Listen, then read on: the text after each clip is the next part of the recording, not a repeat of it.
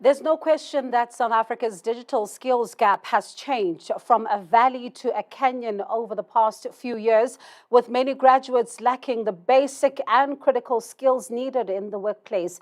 And it is not just the ICT sector that is not able to meet key digital skills demands. Organizations across industries are struggling to find the right digital skills needed to enable digital innovation, support recovery from the economic impact of the COVID-19 pandemic, as well as drive future growth. A very warm welcome to the latest Business Day Dialogue in partnership with Accenture in Africa. My name is Bongi Wezwane, and I'll be moderating the session today.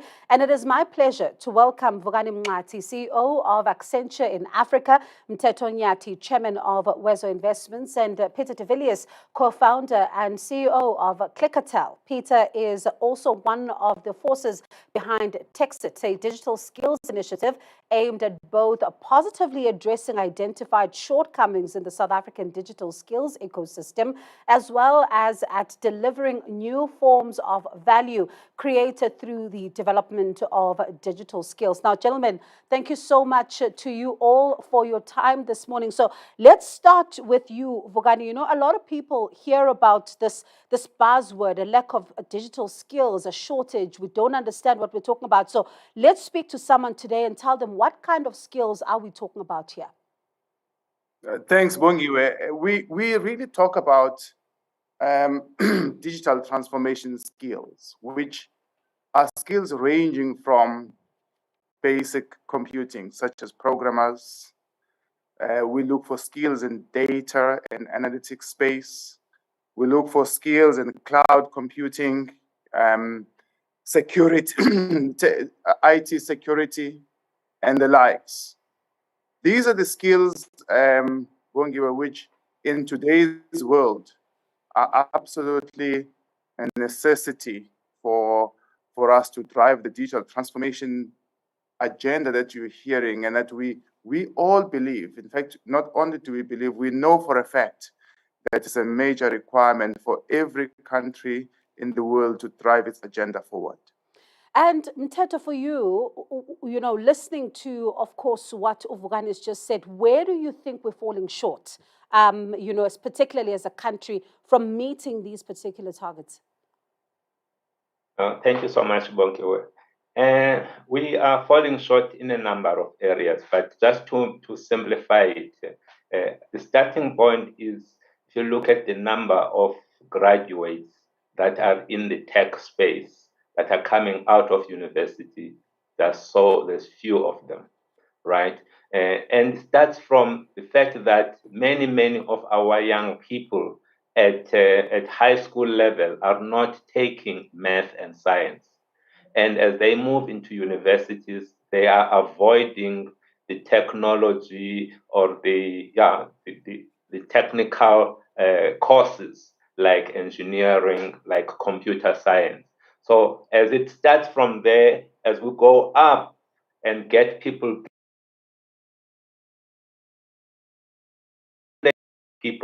that can occupy these roles is so much smaller compared to in other humanities. So that's the starting point.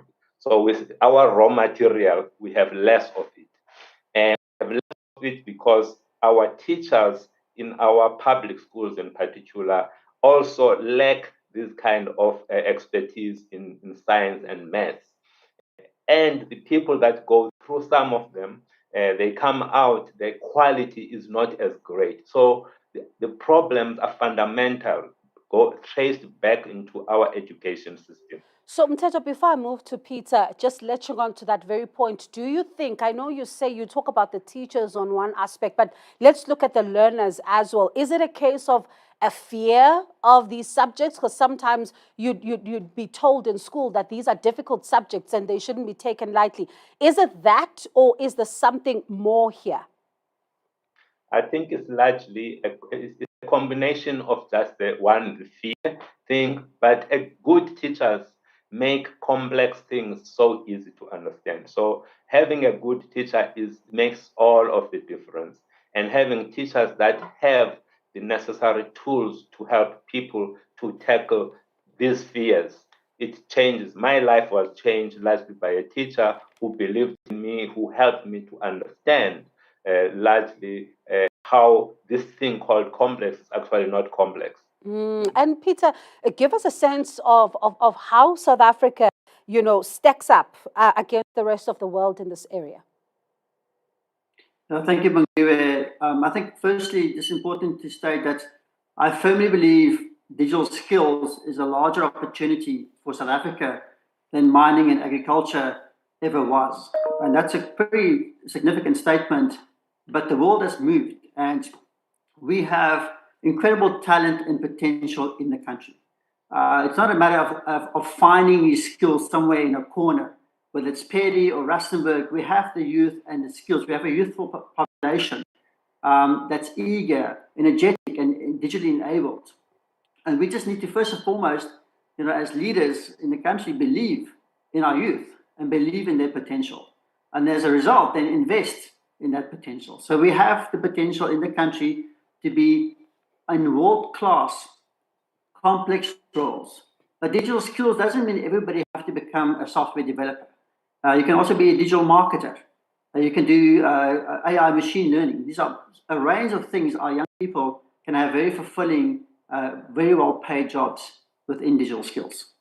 And we often talk about, initiatives that can be there to drive this particular transformation agenda, Peter. And I wonder, what role does an initiative like Texit play here?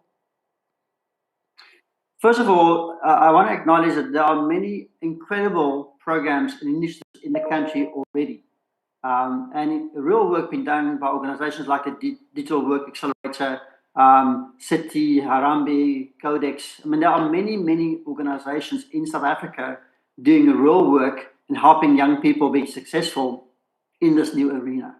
The reality is that it's going to take a collective effort. These fragmented, individualized approaches is simply not at scale that we need. And so from a collective perspective, we have all of the tools to design digital skills supply chain for the country and put South Africa on the map to deliver 1 million plus of these skills in the next 10 years. But we have to come together both in the public sector and the private sector and support one large initiative across the country. Vukani, one of the things that we even are hearing, of course, even coming at the back of what the finance minister was also talking about is this drive to get more people employed and all of that. But I wonder, even the drive to really accelerate our growth. But if we are behind the curve and we're lagging behind, what does it really mean for growth?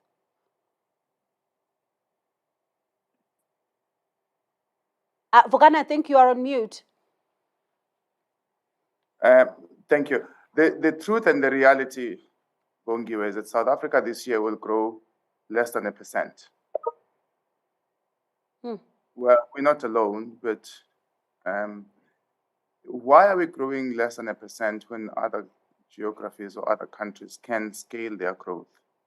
Well, it's because we are now so reliant on our natural resources, and natural resources goes through ups and downs. I think we have an opportunity here to buffer a little bit the challenge that we've got in terms of reliance in economic growth. And as Peter was saying, I mean, what has dawned on us as a group is that digital skills is actually an industry. Just like, Peter says, this could be at the same level or even bigger than what mining could have ever been. But for us to be able to get that right, and for us to build a real industry, we have to come together as a nation and create a world-class capability out of our young talent. The good thing is we do have the main ingredient, which is young people. They may not be nurtured as well as they should be, as Mteto was alluding to earlier. But if you've got the ingredient, you have the first piece to work with. Now it's up to us how we methodically create the industry. We have to create a well-oiled machinery where we take our raw asset which is our people, infuse the right level of training, skilling, education in them systemically so that we produce the best quality. And out of that, and over time, we will be able to create an industry just like India has done. I mean, it's crazy to think about the fact that 30 years ago, India didn't have IT skills. Fast forward to today, we, just as Accenture, the company, hire 450,000 people in one country alone. I mean, now we have 700,000 people in the world, but 450 of those come from India. Why can you not replicate the same in South Africa? So I guess the point I'm trying to make, Bongiwe, is that we can actually have an impact on economic growth as a country if we focus on digital skills creation and use the right approach in doing so to impact meaningfully our nation's economic future. And Mteto, listening to Peter and Vugani, I suppose then the other layer here is going to have to be a change in mindset if this is also going to be done. Absolutely, Bongiwe. Just also listening to my colleagues here, Peter and Vugani, they are very clear that, the fact that you may, we have certain circumstances, that must not stop us from dreaming. That must not stop us from coming up with solutions that take us out of this problem that we're facing. And it starts by having a clear view that you can create the future that you want, and be very clear about that. And here, as a team here, we are part of a group of people that would like to change this, to create a different future than the one that we see here today, where our young people are engaged, our young people are productive, our young people are able to start up their own businesses at the back of these technologies that are out there. But it starts with being very, very intentional, and also pulling together the resources that we have, the limited resources that we have as a country. We have an initiative that Peter has alluded to. It's called Digital Work Accelerator. And this Digital Work Accelerator is pulling together all of the different initiatives that are happening right across our country, and including the public sector in that initiative, including departments like Department of Higher Education, Department of Science and Technology, and also trying to tap into the funds that are sitting in the National Skills Fund, and to make sure that we can direct these limited resources to target this great opportunity that we have as a country. And why is this an important area? At the back, I mean, just looking at electricity is probably the single most important thing in any economy. But second to that, in my mind, is this digital skills. Why? Because they talk to each and every country, to each and every segment of the market, every industry. If you're talking financial services, you need technology. Agriculture today, you need technology. Healthcare, you need technology. If you do not have tech skills, those industries, all of them are not going to be able to thrive in the future. That is how critical this initiative is to our country. So it starts with us understanding that we're actually sitting on a gold mine here. Our youth are that gold mine, as Vugani has indicated, but we need to invest in it, we need to be intentional, and we have to partner across industry and across between public sector and private sector to make a difference. And we're also looking at some of the comments that we are getting online. And of course, we'll take some of the questions. But interestingly, as we talk about the subject, I'd like to read what Zolani says. He says, I agree fully on shortcomings of our basic education system. It needs an overhaul if South Africa is to fully tap and maximize on digitization, investment in tech, infrastructure can also contribute to digital skills development, then unlock both socioeconomic and employment opportunities in society. Now, Peter, is there a general sense, that we have the skill? Is there a pool of nascent talent? Gary, I think it's important to know that as we sit here today, there are more jobs than skills. So it's important to also, to Teto's point earlier, reframe the narrative. We talk about job creation. We have thousands of jobs available, even in these economic circumstances, for people with the right skills. So, and then back to your question, do we have the skills in the country? We have a globally competitive business with offices in multiple markets, and we have software developers, architects, cloud engineers from Limpopo, from the Eastern Cape, who by hook or by crook survived good, bad, and all kinds of complicated environments to be working in a globally successful company. So we have the skills potential. We don't have the skills and the competencies in mass, but we have an entire framework, and we understand how to take a young person from school, first of all, inspire them that these roles and opportunities exist, because many of them they simply don't know, inspire them about digital skills and the potential, and then there are particular interventions that we can do to help them on the track for alternative learning journeys and non-traditional sort of tracks to be able to find a job that's 3 or 4 times minimum wage and it can support multiple people. So we have the potential. We need to be intentful, like Mteto said, and come together and launch this program at scale across the country with everybody with the eyes on the prize. Now, Vugani, we listened to Mteto talking about a gold mine. You are talking about larger opportunities for South Africa. Peter talks about, the untapped potential of this particular sector. Do you think things are stuck at a policy level? And if there needs to be changes there, what kind of policies are we talking about?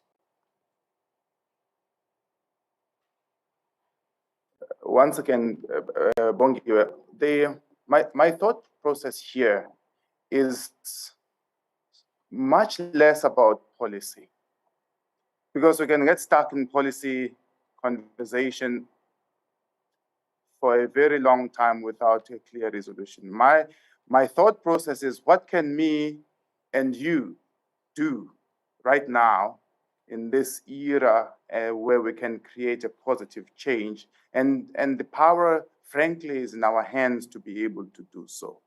So when Mteto talks about the Digital Work Accelerator as a national, as an initiative which we think can be launched as a national program to build these skills, that's what we should really do.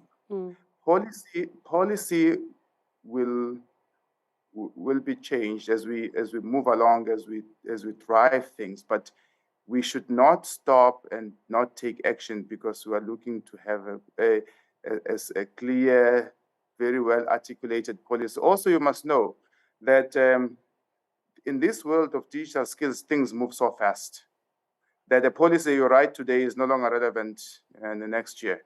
So what we should get right is to get stuck in, is to have our clear program of action, and we must execute it. And as we move along, we will be making the changes that are required to drive this and make it meaningful. And I hear you talk about implementation. Now, Mteto, Gwen, and I'd like to get your thoughts on this one. Gwen Online says, not playing in this space is increasing barriers to market access. There's a whole agri-info industry in the wings. I'm making the case for a national program. Timing is now of the back of the 2023-2027 IDP cycle. Absolutely. I mean, you can be talking in the health space or in the agri space or in the fintech space, in any of the spaces. If our country lacks some of these skills, we are not going to be able to access the opportunity that is the global opportunity that is available out there. And as individuals, they are going to, you may have the greatest ideas about your industry, but how you leverage your knowledge and use the global infrastructure that's there in order to communicate way beyond the borders of your own country what you are capable of. It requires you to be familiar with digital, with technology, you know. And so this thing, the fact that people in our country is not rich in this space is creating such a huge problem. But of course, where we're coming from here as this group of people, we're saying this problem, we see it is actually an opportunity. It's such a great opportunity. As a country, we always have a problem, as Yuan has indicated, having great policies, having great strategy, but poor on execution. What we're advocating here is that let us get stuck into making a difference. There are many, many individual companies that are doing great things, like Peter is doing great things in Texas. Let's replicate those initiatives, fund them, because they already have demonstrated that they have an impact. You know, you take a young person from the street, but of course having, let's say a school living individual, a year later, that individual who was unemployed, after having an intervention, that person can be productive, and that person can be earning a salary of 25,000 plus from earning zero, because there is such a huge skills shortage. There is a pain throughout all of the industries in South Africa. Many of them are not going to be able to grow if they do not address this problem of digital skills. Mteto, is it a case of a fear of technology, as some would say, that it's a fear and people are not willing to change their thinking? Or is there something more at play here? Are we scared to tap into this market? I think it's not so much a fear of technology, because young people, by their nature, they are curious. You know, they like to. In fact, many of them, we call them, they were born digital. You know, yes. they get this thing naturally, right? So many of them are not scared of this. What we are struggling with is us as leaders who are not able to figure out how to create opportunities. We can see the pain. We do not have digital skills. We cannot connect the dots between having high youth unemployment and having such a huge gap in skills. To me, because you've got those two things, that's a great opportunity to skill the young people that are unemployed to fill these gaps that we have. It is about us changing our mindset and giving these young people an opportunity to make a difference. Now, Peter, right at the back of that, I mean, the Texit Collective Digital Skills, initiative is aimed at solving identified challenges as well as addressing, some of the shortcomings in the South African digital skills ecosystem as well as the value chain. Let's talk about how it all works. Thank you, Bangiwe. I think, first and foremost, there's more than 100 organizations and stakeholders that's been working through different work streams over the last 2.5 years to really understand why is the gap increasing and why do we have a supply problem. Good news is that all of the findings and all of the discovery indicates that it is actually a solvable problem. It is going to take capital, but capital is fluid. Capital will always go towards a meaningful return. And I think if we run the numbers, the investment versus the return makes total sense. You have to understand that, when you double down on mining and agriculture, you have to centralize those goods and then ship them on a ship or a train somewhere for a market. If we activate 1 million young people and democratize skills as an export for the globe, then all of a sudden you've put that income into families, into homes, into communities, as opposed to sort of some sort of smaller part of the leadership and control in the country. So first of all, it's not only an opportunity for the country, it's also an opportunity for communities and families to really get income that could unlock and set those families free from a world of poverty. So I think that's the first side. How it all works is there's three core components. First and foremost, we have to start at school level. Of every 100 pupils going into school, only 4 emerge with a degree. Now, that's not a set of return in numbers that will drive an expansion of the workforce. And so the good news about digital skills is that we can go for alternative training models. We don't have to send all these young people through universities for 3 or 4 years. They can, to Mateto's comment earlier, between 2 years intervention after school, become very productive, provided we start at school level. Now, kudos to the Department of Education, because the CAT curriculum is a move in the right direction. It's many years too late in some respects, and it's a little bit sort of behind already in terms of its thinking, but it's the right direction for schools. So it's step one, start in schools, give young people exposure to these digital skills environments and basic computer literacy over the top in schools, etc.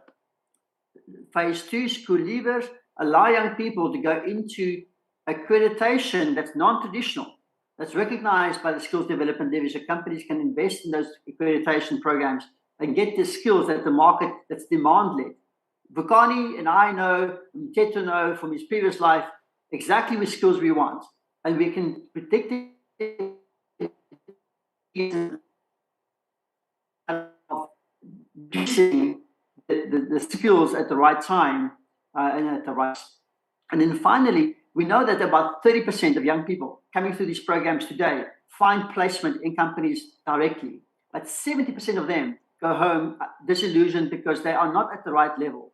We can activate existing company programs and the BPO sector and many other environments to really absorb that 70% in a learning and doing environment like the call center, where they can continue their learning but also be productive and be outsourced to a global market. So at a high level, those are the 3 phases.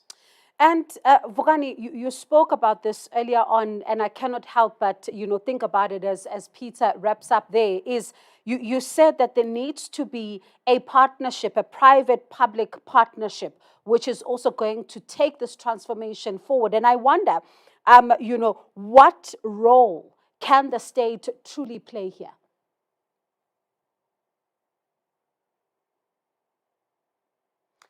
The state, Bongiwe, has a fundamental role to play in this. Think about it this way: the nation, if we want this to be a national program, it therefore, by design, requires the state to be at the center of it, because any national program that must be successful or will be successful has to be driven by the state. We, as the private sector, are very happy to enable the state to create that which it requires to achieve, because we have the means, we have the know-how, we have the abilities to do so. So from a policy direction, from the policy narrative, the direction in terms of where the country needs to go, the states need to set the tone. The state also needs to help us galvanize funding that we require to actually drive the skills development program. It's not only the state's job to do this. We also in the private sector need to chip in and do what we require to do so, because we require these skills, and so does everybody else.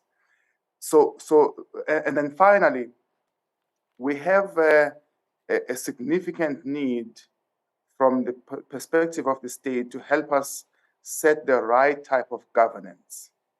Because as you can hear, this is the multi-party initiative. We need the state, we need the private sector, we need civil society.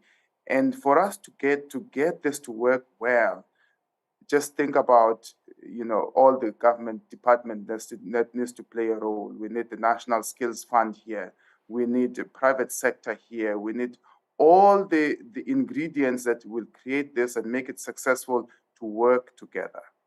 And for that to be successful, we will definitely require the right type of governance, and the state intervention would be needed. So there is definitely a huge role for the state to play here.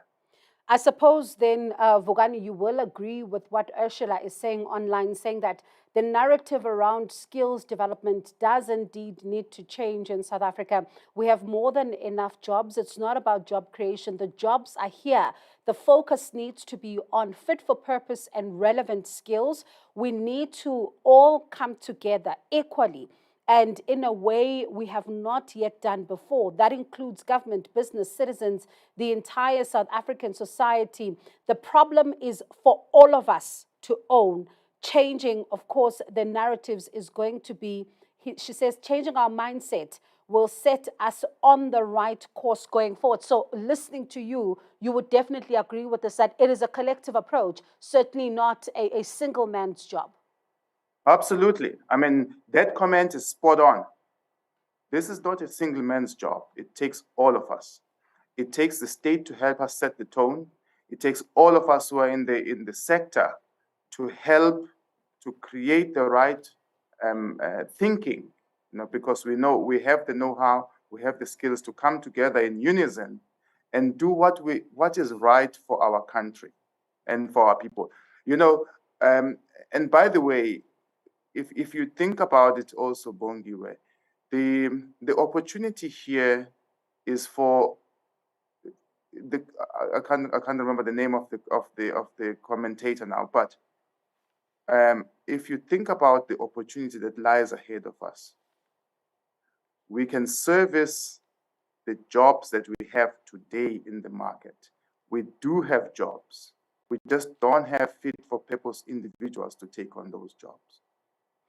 And but beyond that, the opportunity for us to service the global market is huge. Because what's great about South Africans is that South Africans are very resourceful people. South Africans are not lazy. They people who look for opportunities even in spaces where you don't see opportunity. And we are a nation of resilient people. So when we're able to build the right technical skills, you will see other nations starting to tap into our own shores, looking for the skills that we've generated, and then we become a net exporter of skills. And then that's when we really create a significant opportunity for our country. And that's what we're looking forward to create.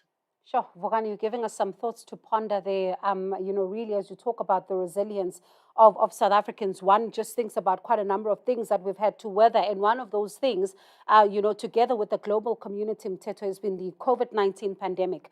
And, what it has done, it's also accelerated the digital skills gap as, work by necessity moved online. Let's talk about the global picture here. How has the global operating environment and approach changed? Yeah, if you look at COVID-19 being the catalyst of some of this, or being maybe what I would call the accelerator of a phenomenon that was already happening out there, the digital transformation, it made us to embrace technology much quicker.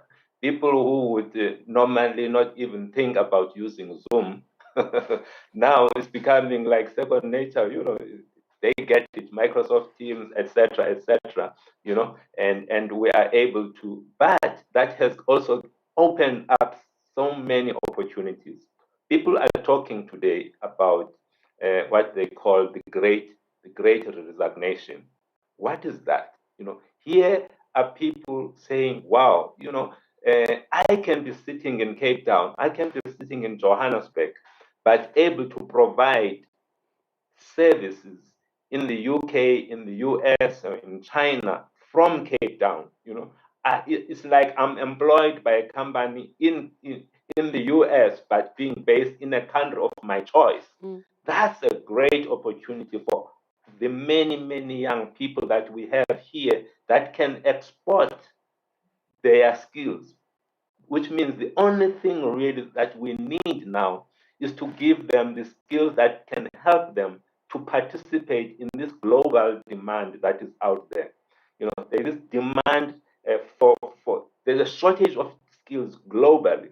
So if we can invest, as Peter was saying, and as Bugan was saying, if we can invest, help our young people to be able to participate, even a little bit, participate in this digital economy, the, the returns are huge for the country. And those returns are not just limited to financial returns. It's I'm employed. Once I'm employed, I am supporting 5 to 10 people. These are people are dependent on me. And these people, instead of them concentrating on maybe looking and participating in crime, now they at least have some source of income. So it just transforms our society a lot. The impact can be so positive. But we need to see this not as a problem, but to need to see it as an opportunity, and an opportunity to also expose our people not to just digital, but to the global opportunity that is out there. And I suppose also not think about the exporting of our skills as a form of just somebody getting on a plane and going to that country, but reimagining it right now. As you say, you're sitting there, you can have a conversation with somebody in another part of the world. Fantastic. Exactly. That's it. And Peter, you know, we talk about this collaborative effort that is going to need everybody to come on board. We need to think of this as our, problem to solve, as our initiative. But there are some that hold back when it comes to this particular conversation. How do we then convince companies that this is of vital importance?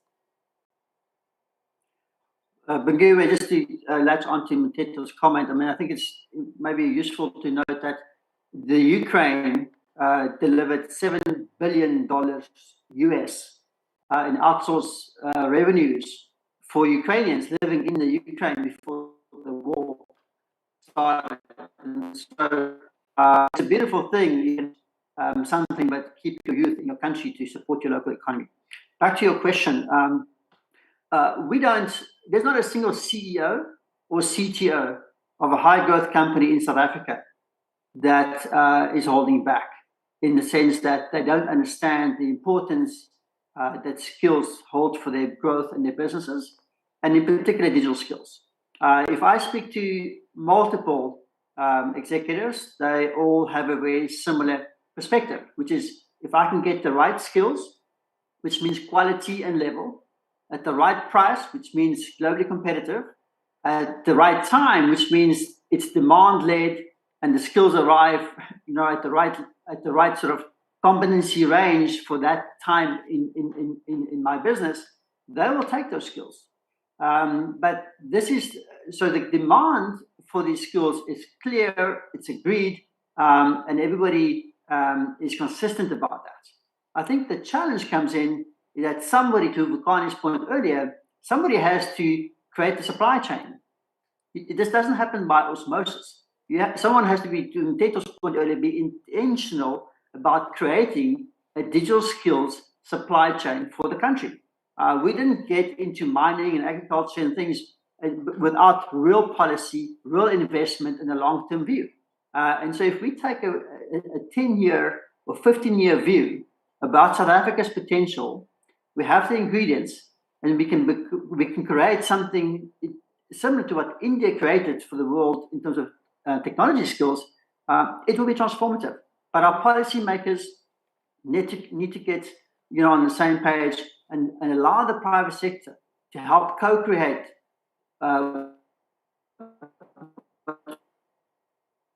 absolutely the single best opportunity for growth for our country that we've seen in the last 50 years. And Peter, talking about the global picture, and I heard you talk about Ukraine and India. I wonder, though, if there are any other companies that have got this right, and, from whom we can learn. Are there any others that are coming to your mind? Yeah, Vietnam is an incredible place. You're looking at even Brazil now coming up to speed. So, but again, it's not a matter of even looking and learning. We've the learnings. We have 2.5 years worth of learnings. We have a supporting paper of 150 pages for any policymaker interested. I think that it's really a matter of changing our mindset at the highest level in our country, and for folks in leadership to say, hey, we were going to take a bet on the youth and we'll make this investment for the next 10 to 15 years with the private sector. And the private sector, while they won't do the actual training, there are tens of training organizations that we can galvanize into a cohesive quality control level. So the models are out there, Bungiwe. The pathways are understood. It's a matter of aligning and galvanizing an ecosystem. Vogani, I'd like you to take this question that we have online from Shaban, because it also latches on to something you were speaking about earlier on. It's great insights. How do we leverage leadership support to enable digital transformation strategies as a response to digital disruption? How do we adopt an agile mindset and ways of working? Yeah, so in my mind, I mean, to answer directly to Shabin's question, we have to, we need to not boil the ocean, okay? We need to be very specific about the skills that we believe we need to develop as a nation, because the truth is we cannot do everything, okay? We cannot be specialists in everything. We also know what jobs, like Peter was saying earlier, we also know what sort of demand we have in the market, and therefore what we should build. Therefore, what we require as a nation to really drive what makes sense for us from a digital transformation standpoint. Let's build those skills, because we know when we build those, we can then fast track what we require as a nation. Okay, let me give you an example. What I mean by this, Japan is focused on IoT. Why? Because they have a car manufacturing industry, they're a manufacturing economy, okay? And therefore it makes sense for them to focus much more on IoT, because that's the way that they will improve their manufacturing industry. We don't necessarily have a huge manufacturing industry in South Africa, but we have mining, we have retail, we have all these industries that we are thriving on. So what do we therefore need to be meaningful in those industries? Let's build that capability first, okay? And do so in a rapid manner so we can service our own industries. Then the subsequent step is to look to what else do we need to do to be able to mean something to someone from outside. So, what will the world be looking to us to buy?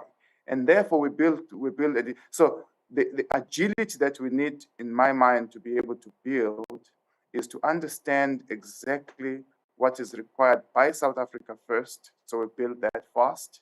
And then we can, as a subsequent step, think about what else to be meaningful to the world. And Mteto, we talk about all that needs to be done and how it needs to be done. But I wonder if we have the time. How much time do we have to get this right? And what happens if we don't get it right? Look, we have no option as a country. If we want to grow as a country, we have to go this direction. That's it. This is such an important and fundamental to the growth of this country. If we choose not to do a thing now, 10 years from now, we will see the direct consequence of lack of action. So the question of, do we have time? We need to make time. We need to make time to do what is required here. Our survival as an economy, our competitiveness as an economy depend on us making this important step. Even our democracy whether it will continue to survive depend on us making this choice, because we cannot continue to have young people that have got so much energy sitting idle doing nothing. Those young people will end up doing things that we do not like. So we as a country have no option but to make an investment in this direction. We need to mobilize the people right across the different sectors. We need to mobilize these public and private partnerships and create those partnerships, but start doing something now, because the longer we take to realize that we have no choice but to go this direction, our country is being left behind. And we are competing with the rest of the world. The rest of the world that saw this and continue to see this as an opportunity, they are investing. Look at China, how much of their young people they are training them in this space. Look at India. Look at the countries in Southeast Asia. You know, Middle East is already beginning to do stuff around this. We are talking. We know it. We are talking. We need to get to the implementation. We are going to be left behind as an economy. But the good thing is that many of our private sector companies, they get it. They get it. They understand it, because every day they're competing with companies globally. So they know that they have to make investment in this space. The problem is that the actions that they are taking, those companies individually, are not going to help us get out of this. We need to rise above our focus as a company and move into industry and move into a national effort. And that's the national effort that is currently being driven by Digital Work Accelerator, that's pulling together many, many initiatives in this space. And we'll be engaging and focusing and making sure that government becomes the catalyst to drive this, because somebody needs to fund this, need to look at this thing as an investment for the country. And this is where government has to play its leading role. And Peter, do you get a sense that there is that will from government side to play this role of a driver, as Mteto says? No, I believe government has done a lot of good things, despite our typical criticisms as citizens. Government's own ability to execute in many aspects require these same skills. So I think government even understands that these skills are also important for their own effectiveness and efficiencies. There's no reason why we should be queuing for anything in this day and age, and there alone is thousands of jobs and opportunities for us to do better and more efficient. But government is not as effective without the private sector's support. And unfortunately, we have come out of a very dark time. Interaction. I think there's skepticism and, quite frankly, often trust issues between private sector and public sector and the broader civic society around these things. And I think it's important to take a step back and say, even with those scars and with some of those sort of learnings, we can't just sit on the sidelines and say, well, the timing isn't right. We should wait for another sort of phase of leadership. The time is now. In fact, the time was yesterday.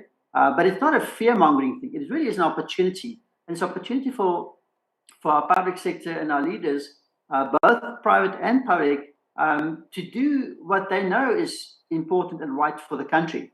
Gallup did a survey in the 19s, so what people really want. Majority of people want a good, stable job where they can add value and be respected and provide for their families. And that narrative is well understood by our leaders and company leaders.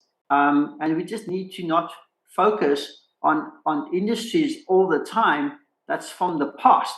We have to build the future for our youth, and digital skills is indeed the way to do that. Vukani, how do we overcome the trust issues that Peter is talking about here? It's only through dialogue, Bongi. And the fact is, I think on this point, it will be easy for us to deal with the trust issue, because like Teto eloquently put it out there, we just simply have no choice.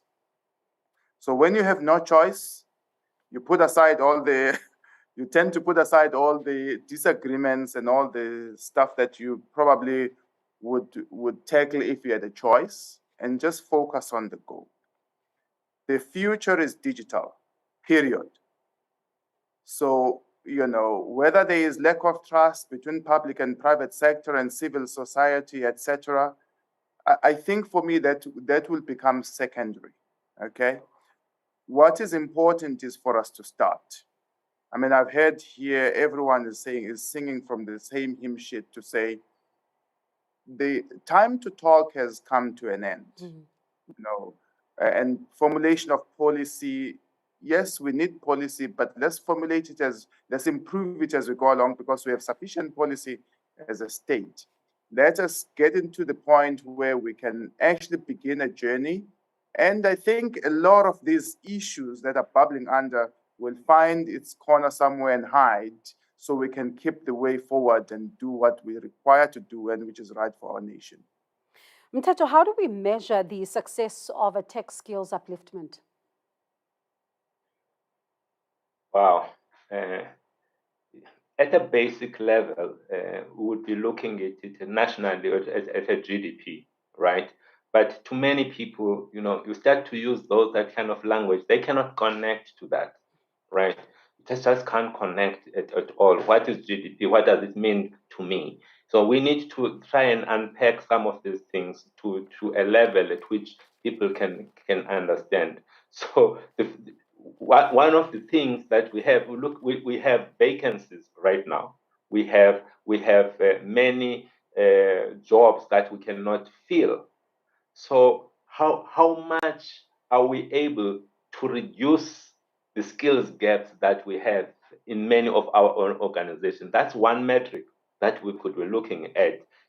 Instead of taking work and moving that work to India and to China and elsewhere, to the Philippines, how much of that work are we now delivering from South Africa by South African? That is another metric. Some people have moved work already into other countries. If we then start moving back that work that we have taken from other countries, move back into South Africa, that is another metric that we can be tracking. Looking at the youth unemployment, that is another measurement that can help us to better understand whether we are making a difference here or not. So if, for example, we begin to see that the offshoring of work continues to go up, it means that we're not making progress. We are not making progress. If our youth unemployment continues to go up, we're not making progress. So those are the measurements that people can connect with, they can understand, because it talks to what Peter was saying. All that many people want is to have a job. And because what a job gives you, it gives you that thing that end up being recognized, in society. You end up being that responsible person. So let's start with that very simple thing of giving people jobs. And just before I get your final thoughts, Peter, there's a comment by Loving This Conversation saying that after being in marketing for 5 years, I enrolled in a full stack Java developer bootcamp course for a year, and that is near completion. I wanted to obtain a skill set that will always be in demand. I'm exploring a few career paths based on this newly acquired skill set. Whilst still incorporating my experience, I'm currently stuck at what next, since there are many avenues: digital marketing, pure development, etc. What advice would you give? A comment, a barrier to entry into the marketplace is when reviewing the job specs, they require experience. Corporates need to provide more internships to allow students to gain experience. Peter? That's a great question, Mungiwe. I think part of the model that we've designed as a Texas collective in partnership with the DWA is to allow young people who don't have the experience to go into these internship, what we call work integrated learning programs, where they can indeed get that experience within a corporate environment or doing real work that companies value. We have proved this out in pilot programs like City and DigiLink and Life Choices. So you can certainly get into contact with either the DWA or the Texas Collective, and perhaps we can provide some details afterwards. But ultimately, there are values for young people who don't have the experience to go into this national framework that we're designing and still get a earning opportunity while they gain the experience. Yeah. And you all have a minute each, just 45 seconds to a minute. What is then the call to action emanating from this particular discussion? Let me start with you, Vukan.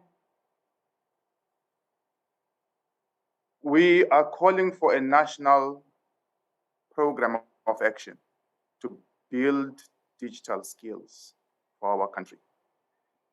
We know it requires intention. We need to have the right level of intent. We know it requires strong leadership, and we know it's going to require funding to get it right. So we are calling upon CEOs and leaders of companies who believe this is the right thing to do, and I'm hoping that it's all of them, to come join forces with us. We are calling for government, the ministries concerned, to join hands with us and to lead this from the front, because we require their leadership. Yeah. And of course, we are calling for our youth and for our people in general to want to participate in digital skills, because we know that our future is digital, as I've indicated. Mm-hmm. And the enabling platform that we are creating is going to require to be fed by the talent that we have as a nation. I mean, we want to reverse the scenario where we have jobs at hand here in the country, but we send those jobs offshore. Yeah. Because we can't find the right skills in our nation. And that's really the intent. Thank you, Bom.